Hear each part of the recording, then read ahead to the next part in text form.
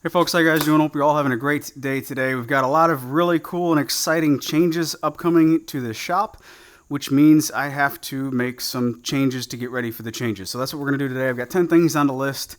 A lot of organization and getting stuff out of my shop and into my storage shed, stuff that is not going to be used on a daily basis, like extra lumber and such. This is my new materials shed, and I'm really excited about this. It's a 12 foot by 24 foot portable shed, and it's built on runners and not permanently attached to the ground, which means that if we move houses, I can take the shed with me. I've had it for, I guess, a couple months now, and I really need to set up some type of organization system inside of it. So why buy and not build? Well, quite honestly, for me, it's a time situation. There's only so many hours in the day, and I really don't want to spend any time in the middle of the summer of the Mississippi heat and humidity trying to build a shed. So for me, it made sense. Building upon the "there's only so many hours in the day" statement, I decided to install manufactured lumber racks in the materials shed rather than make my own. These are the Bora wood racks sold by Rockler Woodworking and Hardware. Each box has 2 racks and each rack has 6 shelves. Assembly is very quick with these, just 1 screw per shelf, and then each shelf slides on the bar from above. And I'm installing 4 of these boxes, which should give me enough for a full 24-foot span of wood storage. Now, it's important that the lumber racks are installed at the same height, and to make the installation foolproof, I cut a piece of 2x4 to act as a spacer block. Before we install the lumber racks, let's go ahead and spin around and get a quick tour of the shed. The entry door is on one of the short sides, and the entire left wall is where I want the lumber to go. You can see that I've already been stacking lumber on the floor to get out of the way in my shop. On the center of the back wall, I have 3 slabs that were given to me. One of them is hickory, one of them is Osage orange, and one of them is pecan. These need to move as I want the plywood cart to go in the center of the back wall. On the right wall, I have some previous scrap plywood, my bikes, my ladder that hasn't had a dry storage location in 4 years, and some extra PVC pipe for my dust collection. Now, the bikes are the only thing that are, I guess, non-business related that I want to keep in here, and I want to get all of this stuff stored high and on the wall. And before mounting the lumber racks, I had to add a couple braces to the wall right below the windows. I'll be mounting a rack on either side of the window and need to extend the 2x4 framing from the sides of the window down to the sill plate. This will allow for the weight to be distributed efficiently to the floor. Here's a closer shot at how simple these racks are. A small screw locates each arm vertically, and the arm is slid in place from above. That's literally it. These are incredibly simple. Because the arms stick out of the back slightly, a spacer is included for every mounting screw. This provides a solid connection between the vertical bar and the wall stud, or whatever material you are screwing these into or attaching these to. The 2x4 spacer block is placed on the floor, and then the rack on top of the 2x4. This ensures that each rack is installed at the same height. 3 3-inch decking screws were used to secure each rack to the 2x4 wall stud. And then it's a bunch of rinse and repeat for the rest of the racks. This went by so fast. Because the window is in the exact center of the wall, the spacing, it was a little bit interesting. Starting at each corner, there are 3 racks that will hold an 8-foot long board. Span to the 4th rack, and it will support a 12-foot long board. And because most of the lumber I have and will get in the future isn't 12-foot long, that leaves the center 2 racks for shorter board storage. This layout ended up being quite convenient for various different length boards. I'm not stuck to a certain length that I have to, go by when I pick up lumber. And now to get all of the wood off the floor and onto the racks where it belongs. This first board is a good test of the strength of these racks. It's a piece of babinga that is almost 13 inches wide. It's 12 feet long, and it's a little bit over 2 inches thick. This board was heavy, which is exactly why I hired help for the day. The rest of the babinga was loaded up on the rack, all of it's 8-quarter that I have, and the racks handled the weight, no problem. After that, we switched over to mahogany, and we both had a really good laugh when putting these mahogany boards on the rack. Just after lifting up the babinga, this felt like we were lifting up paper. With the lumber off of the floor, I wanted to get these slabs closer to the door, and the first one is an Osage orange slab that I got from Ted Alexander while at the Skytook woodworking event last year in Skytook, Oklahoma. It still needs to dry a bit before I use it, but its natural shape is telling me that it really wants to be a bench of some kind. I guess we'll see on that one. The next slab is a piece of hickory that I got from Sean Stone. One side is a bit punky, and the other side has got some really great character where the sapwood and heartwood meet. I used another slab from the same tree to make the legs of my dining table, and that turned out gorgeous. There's a lot of character in this particular tree. And finally, the last slab is a piece of spalted pecan that I also got from Ted.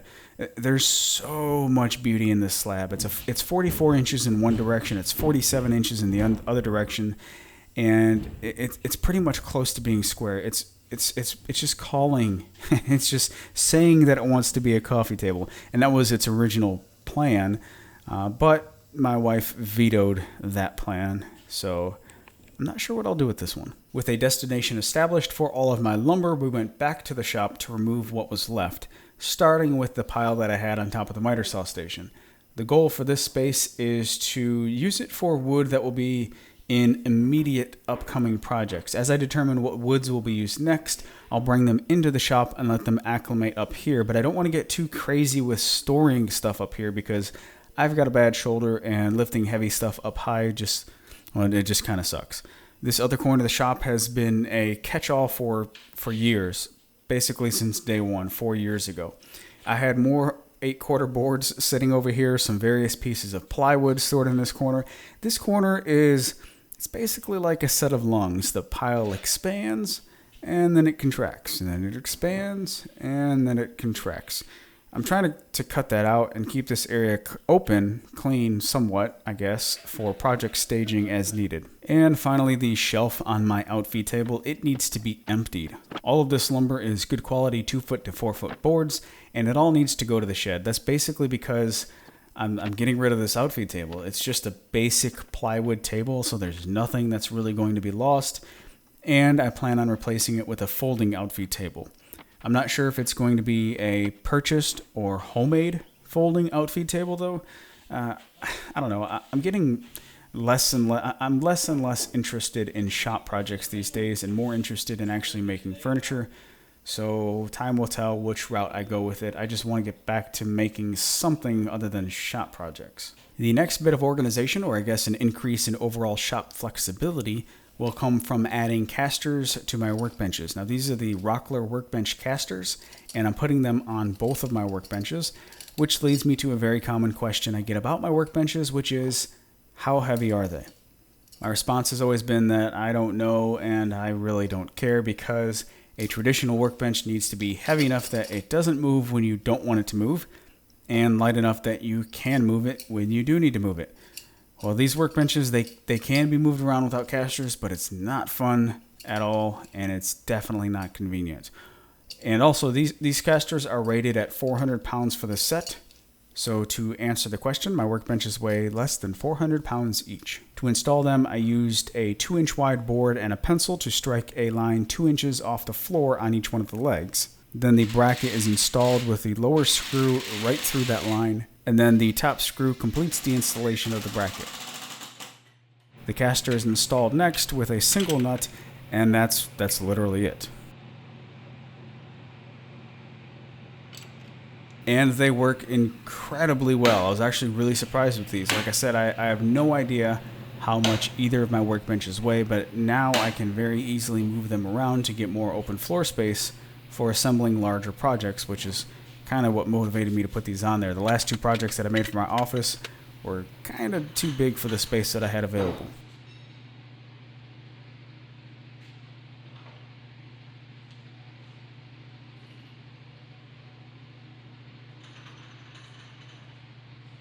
Alright, so now that the workbenches can get out of the way easily, I can knock out a simple plywood rack for the shed with a couple 2x6s and 2x4s.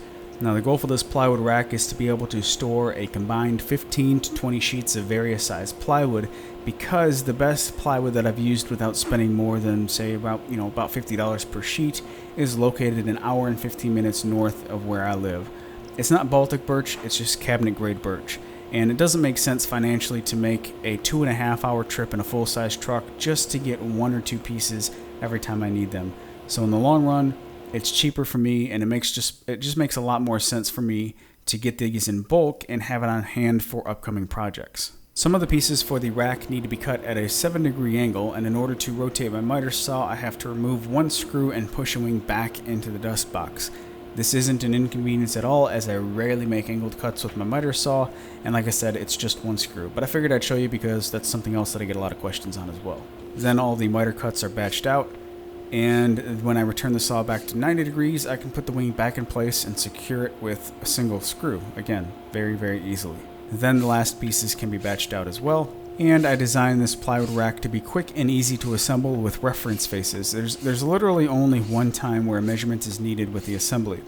The first step is to assemble the base with two 2x6 boards, and those are connected by 4 2x4 boards. The center ones is just kind of eyeball to get them close to an even space distribution. Then a 2x4 with a 7-degree cut on one end is added to the inside of each of the previous 2x4s, and that 7-degree face is used as a reference face for the first vertical piece, and this piece isn't actually vertical. It also has a 7-degree cut on bottom, which makes it lean 7 degrees to the inside. And here's where the only marking is needed. It's the distance between the 2x6 outside piece and the location of where the opposite side 7-degree board will go. So the opposite side 7-degree somewhat vertical board is installed with the 7-degree cut on the bottom and the outside face of the 2x4 intersecting the line we just drew. So that means that on top, the two 2x4 boards should meet up, and a couple of screws will secure each pair together. Now, I will say that I messed this step up. I did something out of sequence, but I'll continue to show you the error that we created and how we fixed it. Each side gets a 1/4 inch plywood skin, and these are basically here just to let the plywood slide easily and to prevent the entire plywood rack from racking along its length. And here you can see the error we created. It was totally my fault. I just got ahead of myself and forgot to align all of these 7-degree boards before securing the pairs. Luckily, the solution was very, very simple. We removed the screws on top, clamped a straight 2x4 to each of the 7-degree boards, and then secured the pairs once again, but this time with new screw holes. This should have been done before the 1/4 inch plywood was added and while we were installing the second side of the 7-degree boards, but oh well, luckily it was a very, very quick and easy fix. A third sheet of 1/4 inch plywood was ripped lengthwise for the platform strips, and 1/4 inch plywood is fine here because all I'm wanting is something to allow the sheets to slide easily over the 2x4 frame below. Next, we loaded the plywood cart into the bed of my truck to go to the shed, and the plywood rack, it's not crazy heavy. We could have walked it over there, but it is awkward due to its size and shape. No casters are needed on this particular plywood cart. It slides easily to the back of my shed and fits exactly where I wanted it. You can see that the base is offset to one side, and this was on purpose because I'll have thicker plywood on the side with more room.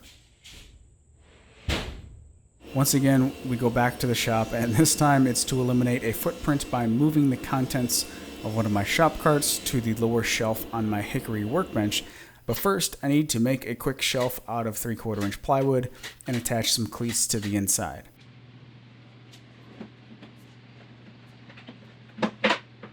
Storing my grinder and hybrid panther router out of the way but still easily accessible on this shelf will allow me to take the cart that they were on and store it in the shed.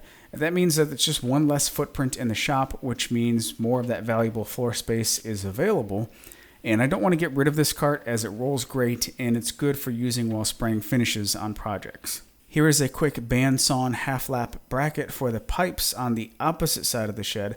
Now these pipes, they aren't that heavy and don't require heavy-duty brackets, so this will be just fine. I didn't get any footage of installation though because we lost daylight and we didn't have enough lights to keep recording. Alright, excuse the shaky hands. This is the next morning. We ended up finishing up last night in the dark, so we lost daylight and couldn't record the last little bit. But I wanted to show you the final result of these organizational changes. So, all of the larger lumber is over here on this wall. Got a huge stash of babinga. And this is mahogany down here. This is hickory up here. and hickory up there. A couple pieces of maple over here. This is some various other stuff. One's rosewood and the other one is Caribbean something, I forget. But the plywood cart, check out my second channel to see this thing loaded up. I've got some small scraps. All my smaller scraps, I'm just gonna sit in the corner, no big deal. But I'm gonna load this up in the next couple days, make a trip to get a bunch of plywood in bulk. This is a project that I want to duplicate or put my own twist on. It's just a particle board piece of junk, really, but I want to make a really nice one. I don't know when I'll get around to doing that, but it's got to stay in here. And then I put up some of these really, really light duty brackets here. This is just like a half lap joint right there, kind of slapped together screws to get these pipes up and out of the way. Like I said, light duty stuff, something that doesn't require a lot of weight capacity or whatever. Hung up my ladder finally, and like I said, these bikes just have to stay. So that's the only thing that's not shop related. These are from my dust collection, these pipes are. But this extra space, such a tremendous asset for the business. So I can get all the storage out here and not have my shop being used for storage. But anyway, I wanted to share with you the last little bit because, like I said, we ran out of daylight yesterday. As I said earlier, I've got some really exciting changes coming to the shop, which you'll see soon enough. But that has kind of made me need to modify my philosophy, I guess, on shop layout. So previously, I've always wanted, and I still always do, want a situation where everything is set up and ready to go. You just go to the machine and use it, go to the workstation and use it, go to anything in the shop and use it without having to spend setup time or time on setup. I have to trade off a little bit of that for a little bit of mobility, and actually everything needs to be mobile now. And with the addition of the Workbench casters, now everything is truly mobile, except my miter saw station because it's built into the wall. So this is going to be, I mean, look how much space this is. This is crazy. Just by putting my workbenches on casters and pushing them out of the way, I've got a crazy amount of space to build. Now, I've been pushing these workbenches around quite a bit recently because I've been building some larger projects for my office, and I just didn't have a big spot on the floor for assembly like cabinets and staging. So I've been pushing them way over to here, which it's doable. I mean, you can push workbenches around, but it's not fun. So these casters, I'm still amazed at how awesome these casters are, how they move something heavy so easily. You can pull a workbench out here with one finger. That's pretty cool.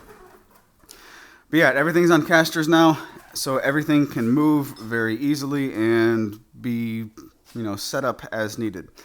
Big shout out to Rockler Woodworking and Hardware for supporting this video, and more importantly than that, for being an active part in the woodworking community. The more people we have in the woodworking community, the better it is for every one of us. So shout out to them. If you're interested in the casters that I used, as well as the lumber racks in my shed, then I'll have links in the description below. Oh, that's another thing. Getting all of the lumber outside of here because it's just taking up storage space, and then only bringing in a few pieces to acclimate for upcoming projects. That's the goal. That has freed up quite a bit of space as well. And the outfeed table that had the lumber down below, that's going to go, and I'll replace that with some type of folding setup. So yeah, I think I rambled on. It was a very, very, very productive day, and I'm excited for what's to come. Thanks, Rockler. Check out the links down below. You guys take care. Have a great day, and I'll talk to you in the next video.